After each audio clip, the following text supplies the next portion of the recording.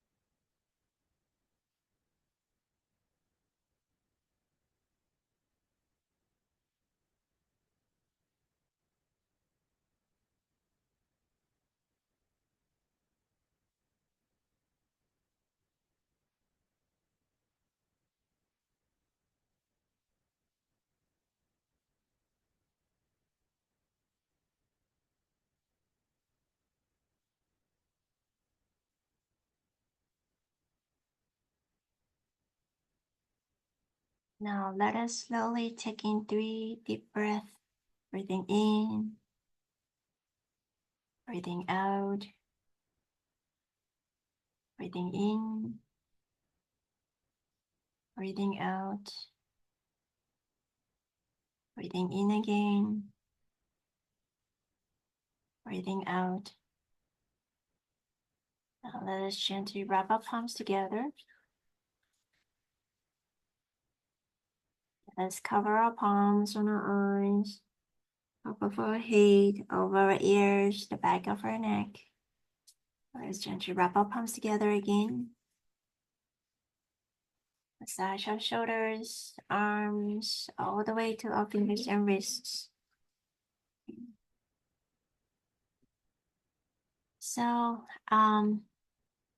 today, before we look into chapter 10 and 11, let us quickly have a brief recap of what we have covered last week on chapter 8 and 9, mainly focusing on the different ways that the Buddha suggested and how Bodhisattvas go about in mastering the Buddha way that is not the Buddha way, and helping us to understand fully what are the practices that mainly focusing on engaging with the society and not shunning away from the worldly desires. Okay, so it's a good reminder that for us to be aware and realize meditative or having meditative concentration alone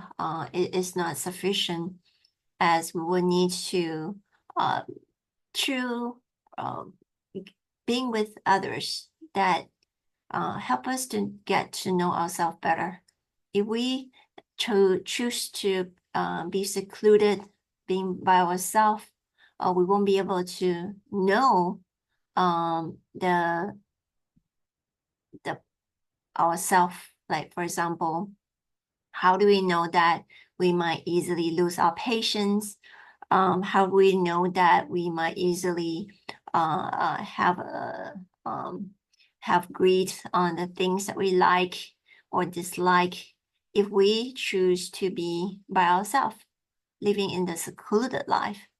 So there's reason why McCurdy, who emphasized on the practices of Bodhisattva's path, he always mentioned about the importance of being able to put others before ourselves, being so engaged with society in terms of like how do we practice the Buddha Dhamma in our everyday life. And by shunning away or turning away and avoiding what we do every day in the worldly terms, we won't be able to really get to know the things, the room for us to grow and improve. So that was basically a quick recap of what we have covered last week. And for today, we're going to look at how compassionate the Buddha is. But before that, the chapter 10 is mainly introducing or like bringing everyone to another Pure Land called the Land of Fragrance Accumulated, where this Buddha land or the Buddha shared the practices by using fragrance and also liberating one's mind through like or even having a meditative concentration by just having the fragrance. So it's really hard for us to imagine, but we try to comprehend like not only there is the Western Pure Land where Amitabha Buddha, Guanyin Bodhisattvas, as well as Mahasambhara Bodhisattvas are at. There's Western Pure Land, Eastern Pure Land, about where Medicine Buddha and other Buddhas were there. And also there's Pure Land within the 10 directions, and they're infinite, like limitless Buddha land or Pure Land that we might not know of. So it comes to this chapter that we're going to look into a little bit details later, but just a general introduction is about the land of fragrance accumulated where there's a Buddha presiding over there. And then the next, chapter 11 is from this Pure Land into back to our human world. We can really feel how compassionate Shakyamuni Buddha is by trying to present something that we can understand, trying to present something that we can connect via different skillful means, and then trying to share the Dharma as according to our level of comprehension. Okay, so it is so amazing, and I felt so touched by how compassionate the Buddha is, trying effortlessly, trying to find different ways, different skillful means in sharing and helping us to see the truth of life. Okay, so basically that is a general introduction to the 2 chapters that we are going to cover. And on chapter 10, we know that Manjushri Bodhisattvas, together with so many Bodhisattvas, the disciples of the Buddha, and everyone being at Vimalakirti's place, abode, to ask him about how he's doing, what causes sickness, and then talking about different ways of getting to know the changes and dependently originated physical body, and eventually evolving into how do we practice the Buddha way. And Vimalakirti talks about not the Buddha way. And then Manjushri also mentioned that how can Bodhisattvas have the mind or resolve to liberate all sentient beings if all the sentient beings are also dependently originated. So all this was covered in the previous chapters. And then until like thinking about where to sit. And now Sariputra, because we know that for the monks and nuns, when it comes to having meals, it's usually going for Armstrong before noon. Okay, so here comes almost the time close to noon, and then Sariputra, out of compassion, started to think about, oh, well, will every one of us go to eat, go for lunch? And of course, we also have the same questions that we might ask within the family. Like for us at Shifan Temple, we'll need to take turns to prepare breakfast, and one will be doing the chanting, and then one of us will be preparing medicinal meal or referring to dinner. So sometimes like especially when we have friends coming over or volunteers coming over to stay with us, and we always kind of like joke and say that, oh, when we are having breakfast and then we start thinking about lunch. When we are having lunch, we start to ask, oh no, what is for dinner? Okay. So when it comes to meal times, there's always the question of what are we going to have? What are we going to eat? Okay. So the same goes to this occasion here, where Sariputra started to think about, it's almost noon. Okay. What will all of us or bodhisattvas are going to eat? Okay.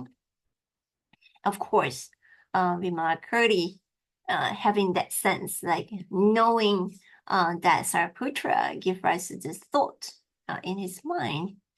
And then Vimalakirti, Sariputra is not like he was one of the main characters here, focus here, and then he could be one a person that Vimalakirti pinpoints, and then before it was like where to sit, and now Sariputra raised a question in his mind where to eat. And of course, Vimalakirti is trying to let the whole audience know the importance of the Dhamma over eating, the Dhamma over sitting, the Dhamma over everything else. Okay, so when Vimalakirti knew about that, he said, the Buddha talking about, are you here for the Dhamma or you want to eat?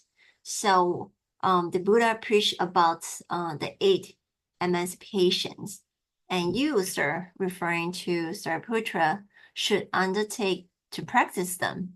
Okay, this is as per the sutra. Okay, why being distracted by thoughts of eating when you're listening to the laws, okay, listening to the Dharma? So when you're so focused in listening to the conversation between Vimalakirti and Manjushri, and all of a sudden you just give rise to the thought about eating. Oh, okay. and of course, Vimalakirti continued to say that if you want something to eat, wait a moment. I'll see if you will get, like, he will try to find food that all the disciples of the Buddha never had before. Okay, so the stories goes on, but before going into the details, like let me share with you a little bit quickly, briefly, about the 8 emancipations, or we might refer to 8 precepts today. Okay, so in general, the 8 precepts were mentioned in the Uposatha Sutra, where it is a sutra that talks about cleansing our default mind, and that is also recited during it's right now. Uposatha is still being observed by the Theravadan traditions for both lay Buddhists as well as monastics. According to the lunar calendar, the 1st, the 8th, 15th, and 23rd night of the lunar month. Okay, so what are the 8 precepts? Okay, so it's refrain from killing, stealing, sexual conduct, lying, consuming intoxicants, wearing personal adornments, partaking in music and dancing, and sleeping in fine beds. So for Mahayana tradition, like for example, for Guangshan, we still have the 8 precepts retreat from time to time, especially in a bigger temple, like for example, Shilai Temple just recently had the 8 precepts retreat, where lay Buddhists come together, usually a day and a night, but eventually it was shortened into a day retreat. Basically, when everyone's here, uphold the 8 precepts, and then remind ourselves of no killing, stealing, and so on and so forth. And then the precepts will usually expire within 24 hours. Okay, so it is unlike the 5 precepts that we vow to uphold, which is lifelong. Unlike the Bodhisattva's precepts that we also vow to uphold, which is also lifelong.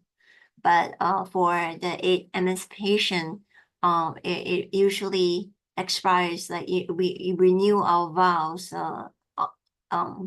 from time to time. So if any one of you are familiar with the Theravada tradition, there's 4 times in a month. And then for those of you who are in bigger Foguangshan temples like Shilai Temple or Toronto Temple, Foguangshan, even in New York, some of the bigger temples, they will have the 8 precepts retreat from time to time for everyone to come together and observe the 8 precepts. So I was just thinking to highlight on that, how it was introduced during the Buddha's time and being emphasized during the Buddha's time, and it continues until today. Okay, the 8 emancipations. Okay, so going back to the story of having meal. Okay, so Vimalakirti knew that there was a place, a Pure Land called Many Fragrances Accumulated. Okay, Many Fragrances. So it's a Pure Land where it is rich with all the fragrances. Okay, so having the manifestation of himself, in the translation, you might come across the word phantom bodhisattvas, but basically referring to the manifestation of Vimalakirti. Going to this Pure Land where all the Buddhas and Bodhisattvas are like 100 times bigger and taller than any one of us. Okay, so in that place, during when Vimalakirti manifestation went over there, okay, it was the Buddha lands or the Pure Lands is far away. According to the text, is like 42 Ganges, sands of Ganges away. And then the Buddha has the name of fragrance accumulated. In Chinese, it's called Xiang Ji Fo. Xiang fragrance, Ji is accumulated. Okay, that were present during that time, and they are actually having meals.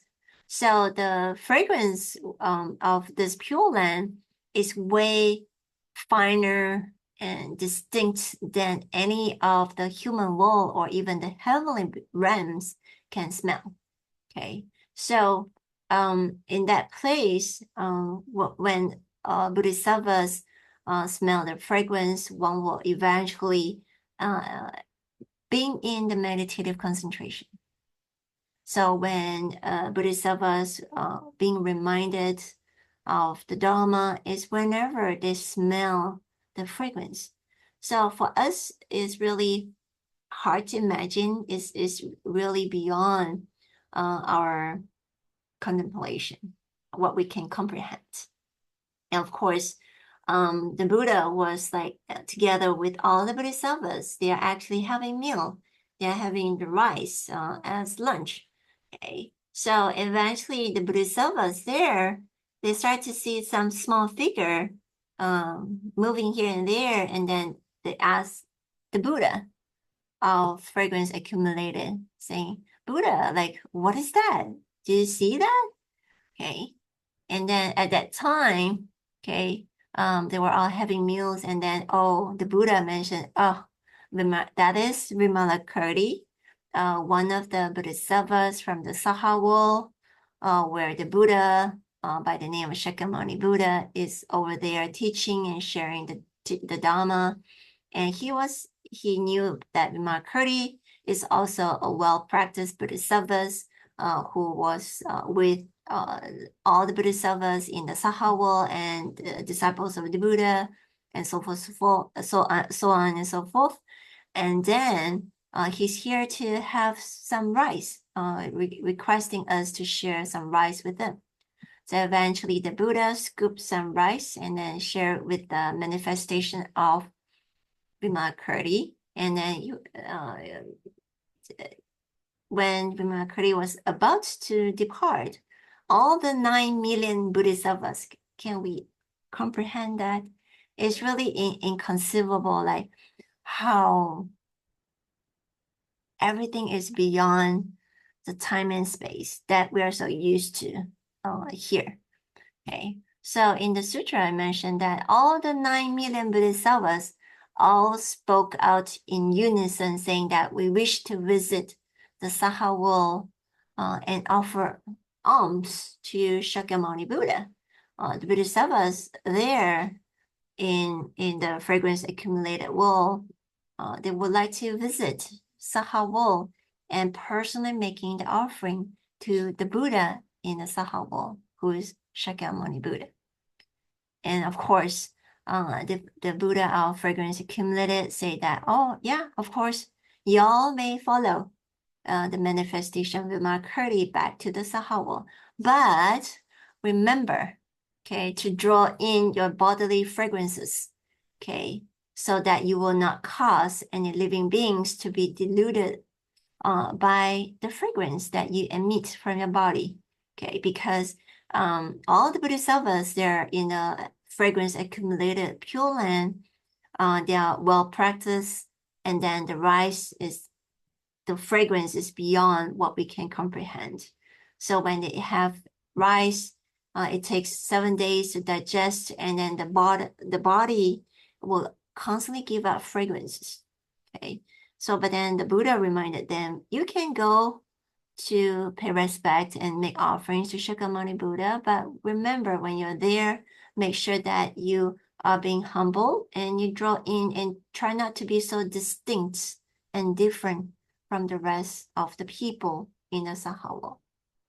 Okay, so eventually they all went together with Vimalakirti back to the Saha. So something that I would like to point out here is like how the Buddha of accumulated fragrances keep on reminding the 9 million Bodhisattvas to draw in the fragrances and try to be the same as everyone within the Saha world.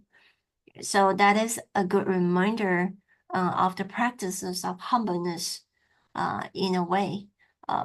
Just like for us, whenever we visit a temple, we will go to the shrine and we pay respects to the Buddha and doing the prostration within the shrine. So doing the prostration and bowing is a reminder for us of humbleness. And even like among Buddhists, among practitioners, we always remind ourselves of humbleness. First, our teacher, the enlightened one, has realized for enlightenment. When we bow, or when we see that our teacher, it reminds us to lower our ego, reminds us to be humble, because there's so much more for us to learn from each other. And not to say that every one of us has the potential to realize enlightenment in the future. So in a way that our friends, our neighbors, everyone around us that we come across, everyone is a future Buddha. So we can learn so much from each other. So it is a reminder that the importance of the practice of humbleness. And no matter how good we are in one aspect, there's always things that we can learn from others in different ways. different things that others might be way better than we do. Okay, so of course, like when we are in Western countries, especially I'm not sure, I wouldn't say especially, but whenever I talk to a few people from here, they might say that it could be because of the Western culture or Western product that we always try to promote ourselves and then try to let others know how good we are in certain things. And this is how we make our stand within the society, even at workplace. Okay. So with that in mind, it really highlights the different cultures that we all come with and how different it is in terms of the focus of our personal practices, personal growth, and also personal connection with each other. Okay, but then would like to bring out the practice of humbleness and also explain a little bit about why do we bow or we join our palms when we see each other. All of these are the practices of humbleness, knowing that every one of us are the future Buddha. Every one of us has the capabilities that others might not have. So it is for a reminder for us that there's so much more to learn. Okay, not only personal growth but also learning from others. Okay, so let us continue with the bowl of rice. Okay, and of course, before going back to Sahawa, okay, the manifestation of Vimakriti receive some of the rice that were given by the Buddha in the fragrance accumulated Pure Land. Okay, and then the fragrance of the rice, when they took it back, only a bowl, okay, took it back to Vaishali, where Manjushri and the rest of the disciples, Bodhisattvas, were in the Bodhisattva in the Sahawa. Okay, so the fragrance actually perfume the entire city of Vaishali and also across, okay, the whole world. Okay, so the Brahmins, lay believers, lay practitioners, disciples of the Buddhas, and others within the Vaishali city, they can smell the aroma of the rice. And everyone, when they feel, when they scent or smell the fragrance, they experience delightness or joy within the body and mind. And then as if that they never experienced something like that before. Okay, and then the manifestation of the Vimakriti presented the bowl filled with fragrant rice to Vimakriti. And then the event Vimakriti also know that there were like 9 millions of bodhisattvas coming from the fragrance accumulated Pure Land. And then he also presents them with all the seats. So imagine that within Vimalakirti's place where he can accommodate millions of bodhisattvas, Brahmins, lay Buddhists, monastics, and so on and so forth. And not only that, he started to serve that bowl of rice. And of course, again, the disciples started to think about, a bowl of rice, how can you feed the whole millions of us? Okay, we need millions of to-go boxes. 便当, we need millions of like food, like servings to feed everyone. Okay, but then again, that the rice in that bowl can feed everyone within the assembly. Okay, and then not only that, imagine that bowl of rice feeding millions of people, but yet you don't see anything that were reduced or depleted in the bowl, meaning that the bowl of rice remained as it is, as much as it is from the Pure Land. Okay, so they were so amazed not only by the fragrance, but amazed by how this bowl of rice can feed the whole assembly. Okay, and then okay, of course, like I would like to bring out like a little bit knowing that the Buddha that we have here in Sahawul than the one in the fragrance accumulated Pure Land. Okay, so in just like what I mentioned earlier, in the fragrance accumulated Pure Land, the Buddha uses various fragrances to share about the Dharma, on the precepts, and even by sitting under a fragrant tree, that one will reach samadhi. Okay, and then for Shakyamuni Buddha, okay, our Buddha, our teacher that we know of, show all beings, like, when the Buddha wants to highlight or bring out a teachings or certain practice, the Buddha is trying to let us see the effects and consequences of the unwholesome action. Okay, so when I read this paragraph, it reminds me of my parents and how they brought me up when we were young. Okay, so I remember because many children, when they were being asked to eat vegetables, being asked to finish what is in a plate, sometimes parents might just try to make us finish what is in the plate by saying that, oh, if you don't finish your plate, you won't have another meal.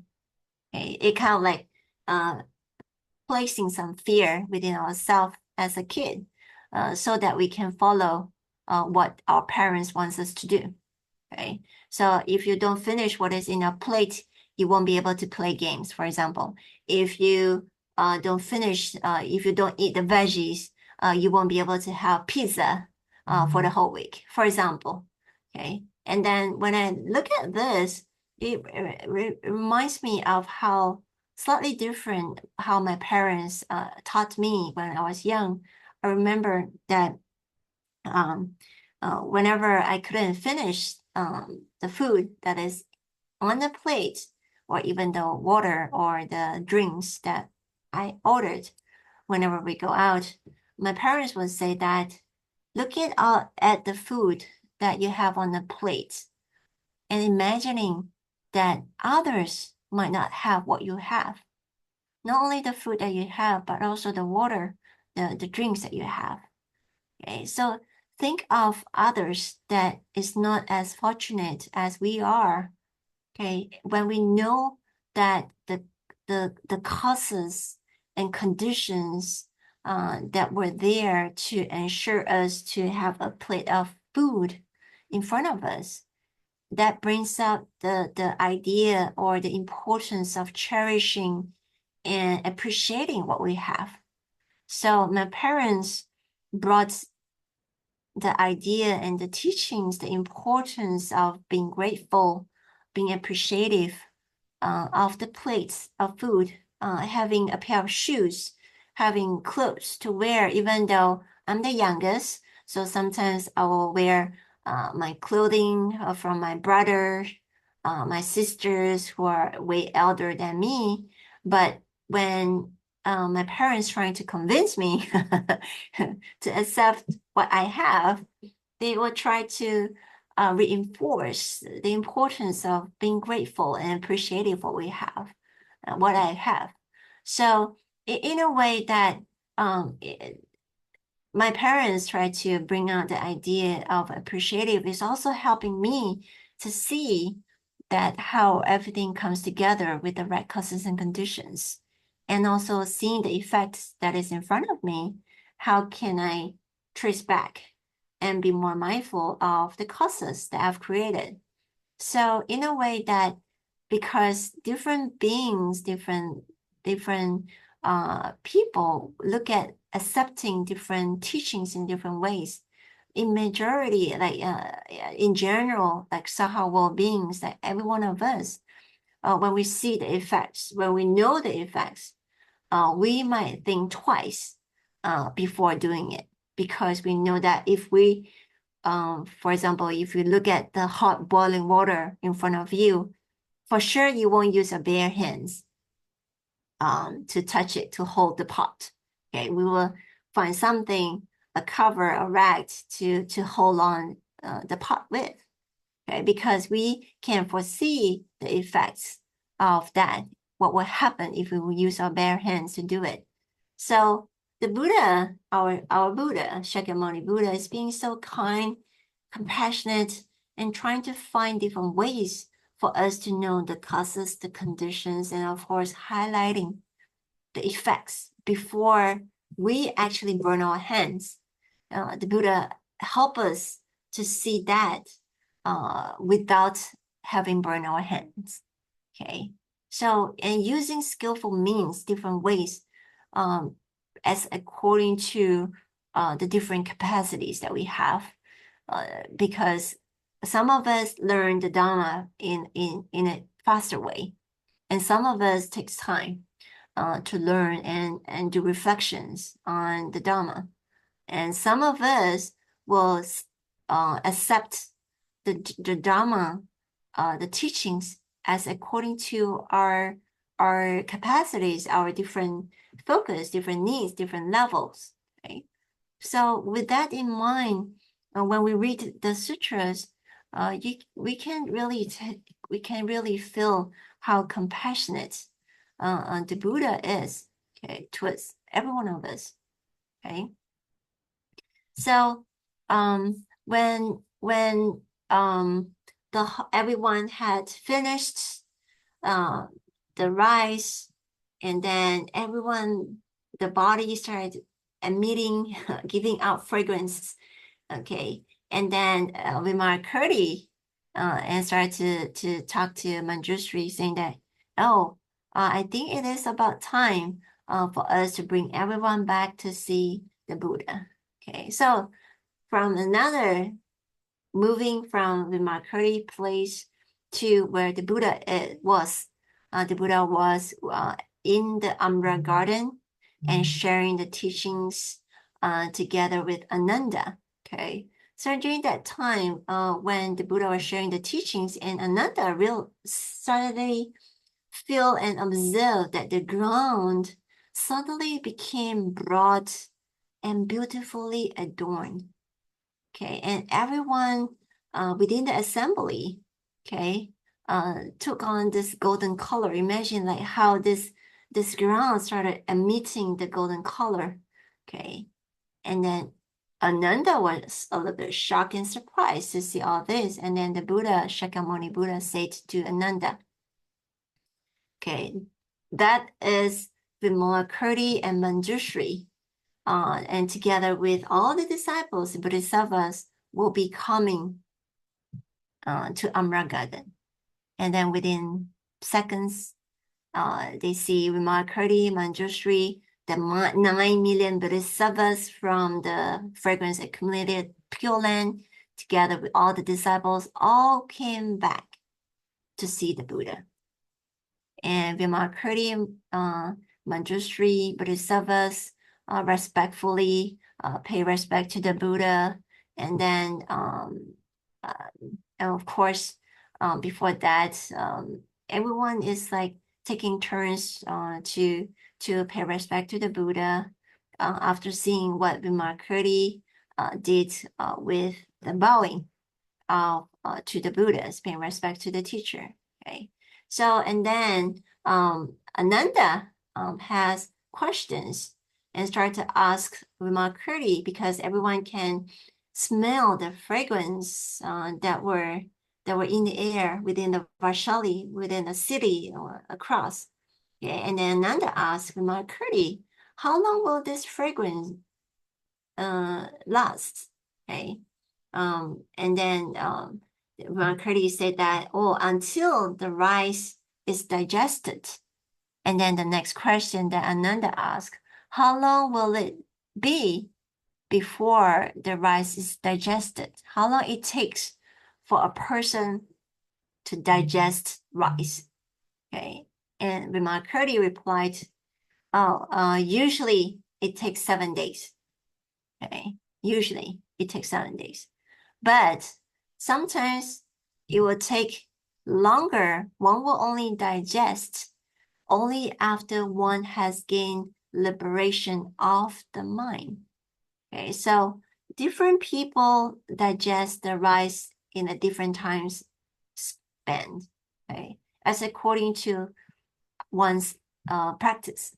Okay, so when I came across this line that one will be able to digest it only after one has gained liberation of the mind, that reminds me of what we do every day when we are having our meals. Okay, what we call the 5 meal contemplations. Okay,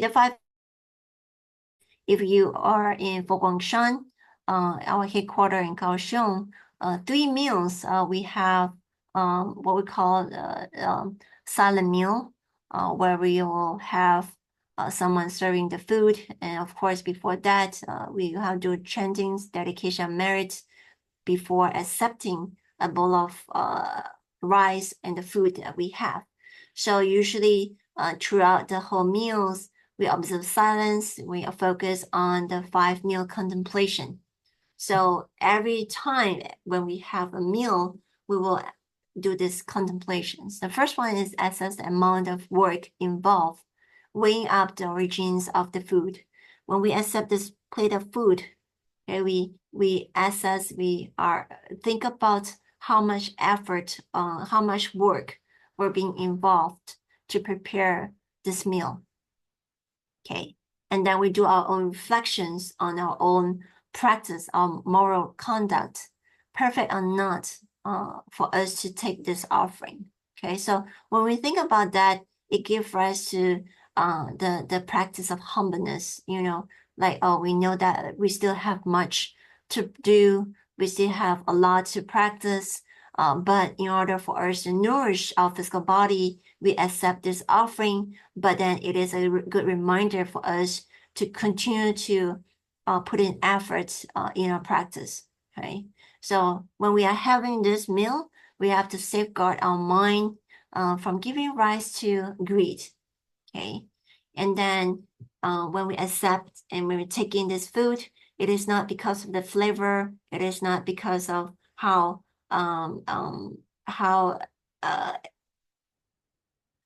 delicious it is, but look at it as a good medicine to nourish and treat this weakened body. And for us to continue with our practice, we accept this food. Okay, so this is the 5 meal contemplation that we do every day. That also reminds me of the importance for us to always be aware and be appreciative with what we have, the plate of food that we receive. Okay, so and then there's also the questions within the text talking about what is the Buddha's work and what is not the Buddha's work. Okay, so when it comes to Buddha's work, it could be the voices, the spoken words, the written words that were used to share the Dhamma.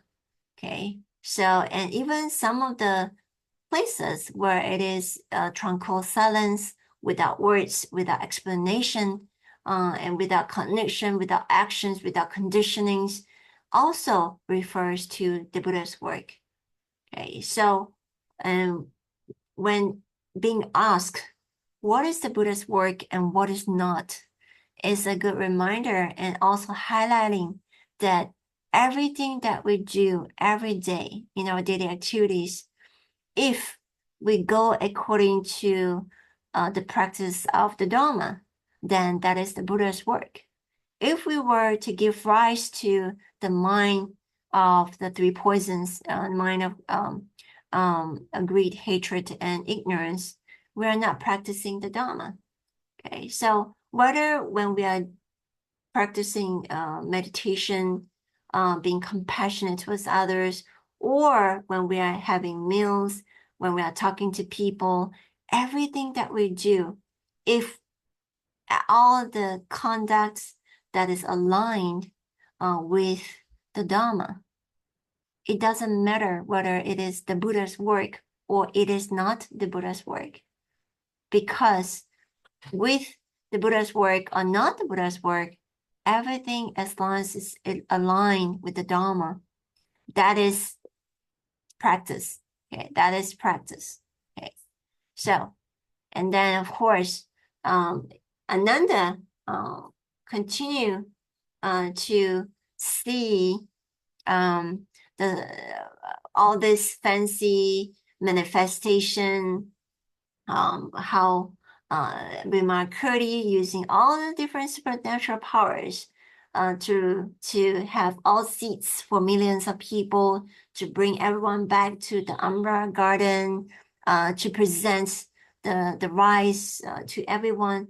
So Buddha, Shakyamuni Buddha actually states to Sariputra, like in this sutra, Sariputra was being put into place where it is not easy, okay, I would say. And then the Buddha tried to comfort Sariputra, saying that, did you see what this Bodhisattvas, this great man did through their freely exercised supernatural powers? What do you think about that? Okay, and then also like towards Ananda, okay, well, on that one is referring to the Buddha. What Ananda saw is so incredible that his mind cannot comprehend, and then it is beyond Ananda's comprehension. One cannot fathom within one's mind. Okay, so, and then the Buddha started to mention that for them, the Bodhisattvas, they show off, not show off, but they exercise the supernatural powers because they are in that capacity and they're used to it, okay? But then within the Saha world, within the humans, remember what the Buddha in the fragrance accumulated land reminded all the Bodhisattvas not to be so different than anyone else within the Saha world. It is because our capacity is this level. So that's why Shakyamuni Buddha doesn't really encourage the disciples to use or exercise supernatural power. It is because for those people, those beings that is not within that level of practices, one might attach to supernatural power, and supernatural power to some people that is not that level, it might cause spiritual distractions and give rise to possible misunderstanding. Okay, so that's the reason why Shakyamuni Buddha didn't really encourage, or he also recommended, like scold the disciples whenever they try to exercise supernatural power. It's because the Buddha knew that it might be misleading for those people who is not that level yet. Okay, so in the Buddha's teaching, supernatural abilities are sometimes not encouraged. This is because we might mislead by what we see. So, and also try to highlight that the supernatural abilities is a byproduct of deep meditation and concentration. They are not considered essential or even desirable for liberation. It's just, like when you're in San Diego driving to LA, or from LA driving to San Diego, you might come across beautiful beaches, nice wave along the way, everything. But then remember your destination, where you want to head off to, where you want to go to, okay? The scenic view along the way is just like the supernatural abilities that one has when we practice meditation, or when one experiences deep meditation concentration. But that is not liberation. That is not full enlightenment yet. Okay, so this is a reminder for ourselves. Okay, it's a different capacities, different levels. One will experience differently. Okay, for Vimalakirti, for all the Bodhisattvas, because it's more like that is part of their daily activities. This is what the daily experiences. Say to them, there's nothing. But for us, for someone who's not that capacity, we don't understand. When we don't understand fully, we might easily attach to something that we will think that, wow, they can do that. Why can't I? So if we want to use that as a motivation, that is not really the goal, because our goal is to liberate ourselves from suffering, okay, and realize for enlightenment. Okay, so I thought that bringing this up for that, and then I would also want to highlight importance of how the Shakyamuni Buddha brings up the teachings as according to different audience, different people, different capacities, different capabilities. Every one of us are unique in so many different ways, and we will experience different realizations. It is because Ananda, after seeing all this and after hearing all this, Ananda exclaimed to the Buddha, feeling so low and bad about his own practice, and told the Buddha, from now on, I will never dare think of myself as a person who has heard many of the teachings. And then Shakyamuni Buddha replied to Ananda, don't be discouraged. Why? Because when the Buddha, okay, spoke of you as foremost in the Sravaka, or voice hearers in the translation. Sravaka is one of, like the 10 realms. The 6 realms are still within the cycle of birth and death, and there are 4 realms: Buddha, Bodhisattvas, Sravakas, and Pratyeka Buddha. Voice hearers is referring to Sravaka, that they liberate oneself by listening constantly to the teachings of the Buddha.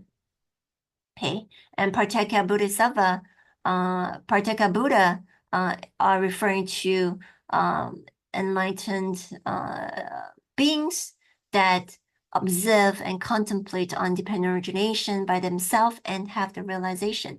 But both levels are still considered within our hardships, meaning that only self-liberation, okay? And there's still more when one practices Bodhisattva's path, and within the Bodhisattva's path of 52 different levels of one's practice, and until realizing full enlightenment, Buddhahood, okay? So what the Buddha mentioned to Ananda, okay, you're foremost in the level of Sravaka, okay? You are the one who heard the most of the Dharma, okay, within the level of Sravaka. So you are the foremost within this level. And then not speaking within the Bodhisattva's level, okay?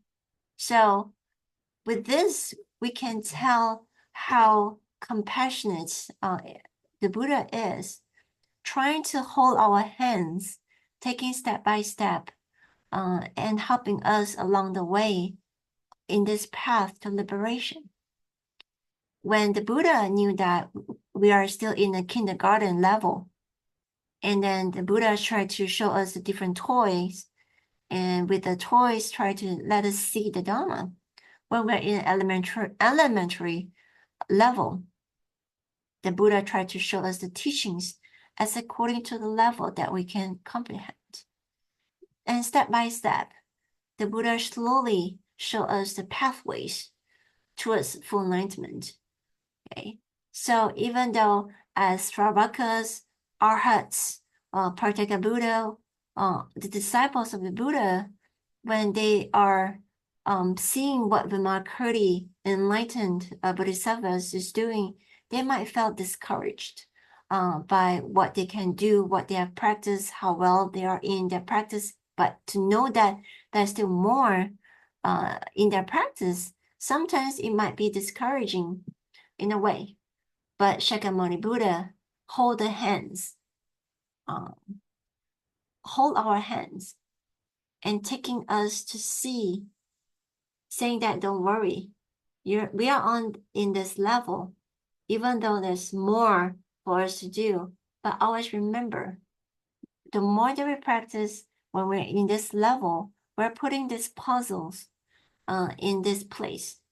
And eventually, we, from different perspective, different levels that we are in, different capabilities that we will have a different level of realization. Okay, so to conclude, we can truly know how skillful the Buddha is in using different ways, different methods for us to learn the Dhamma as according to the level that we can comprehend. Okay, so this is the two chapters that trying to let us understand and know that within this Vimarakruti Sutra, at some point that it is beyond what we can imagine, but try to observe and try to focus on the things that we can comprehend, that is relatable, that is reflected in our everyday life, and what we learn from the sutra and how we can apply and how we can learn the importance of different ways, different means for us to practice the Dhamma. Okay, and then next week we're going to look at chapter 12 and 13, and then the whole sutra is 14 chapters. So we're almost towards the end of the sutras, and then the inconceivable liberation as we learn more on chapter 12 and 13. Okay, so because of the time, let us conclude our discussion for today, or my sharing for today, by doing dedication of merits. So if I would like to invite you to join our palms as we read the dedication of merit. May kindness, compassion, joy, and equanimity pervade all worlds. May we cherish and build affinities to benefit all beings. May Chan, Pure Land, and precepts inspire equality and patience. May our humility and gratitude give rise to great vows. So that I hope that whatever that I shared is beneficial and shed some light to the reading of the sutras and not confuse you with different inconceivable contents that is within the sutras. Well, that's something that we can always relate to our everyday life. So if you have any questions, you can email me or leave it in the Google Classrooms, and then we can discuss more next week. Okay, so all the best, and I'll see you next week. Amin Tofo.